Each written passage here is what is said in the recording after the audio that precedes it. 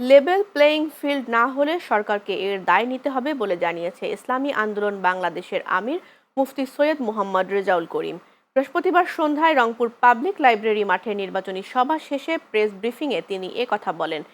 এ সময় তিনি বিভিন্ন জায়গায় সহিংসতা ও আগ্রাসী ভূমিকার কথা উল্লেখ করে বলেন, তাদের দলীয় প্রার্থীর বড় মেয়ের প্রতি লাঞ্ছনার দায় সরকারকে নিতে হবে।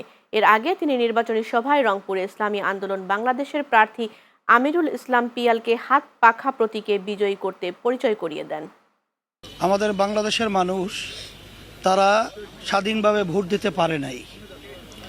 আমরা বর্তমান অন্তর্বর্তীকালীন সরকার এবং নির্বাচন যে কমিশন রয়েছে তাদেরকে আমরা বারবার বলে এসেছি যে লেভেল প্লেইং ফিল্ড যদি তৈরি না হয় সেখানে আপনাদের এই দায়টা কিন্তু কোনো ক্রমেই আপনারা এড়াতে পারবেন না।